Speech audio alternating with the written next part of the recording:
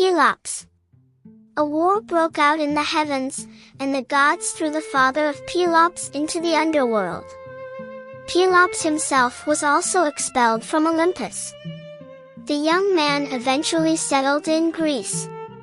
When he was still very young, he decided to marry Hippodamia, the beautiful daughter of King Oenomaus. But many other men from all over the land also desired her hand. So her father declared, the one who defeated him in a chariot race would get his daughter. Those who lost, though, would pay with their lives. These were the rules of the race. Right after the start, the king would first sacrifice a ram to Zeus, and only then would he begin chasing a suitor. If, despite the suitor's head start, he managed to catch up, he would pierce him with a spear. The rules of the race seemed too easy to all the suitors, both because of the head start and the fact that the king himself was already very weak and old. One by one, they arrived at the palace, bowed to Hippodamia and asked her father for her hand. The king politely received each one of them, treated them to refreshment, gave them rest, and had a beautiful chariot with 4 horses called quadriga ready. After the starting signal, the king would first make for the altar and set off on the race only after sacrificing the ram, while a suitor was already on track. But every single time, his horses, faster than the wind, caught up with the suitors long before reaching the finish line. After 12 suitors had paid with their lives, it was the turn of Pelops.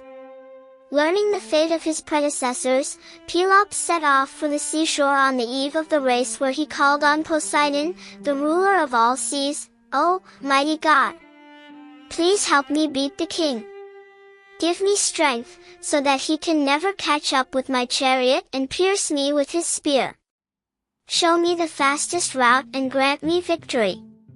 The water started boiling, a crash of thunder roared in the distance, and a beautiful golden chariot drawn by 4 winged horses emerged from the waves. Pelops expressed his thanks and got into the chariot. The divine horses were faster than the wind. Even though King Oenomaus could see that the new suitor had arrived in a golden chariot pulled by divine horses, he did not take fright and gave Pelops a head start just like the other suitors. After he had sacrificed his ram, he got into his chariot and set off in pursuit of Pelops.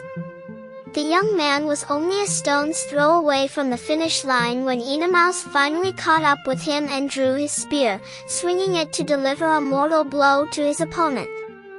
But in that moment, Poseidon, who had been keeping a protective eye over Pelops, appeared out of thin air and intervened. The wheels on the king's chariot tore off at full speed and the quadriga broke into 1,000 pieces. Oenomaus could not have survived such a terrible fall. A second later, Pelops crossed the finish line and won the hand of his beautiful bride. The end.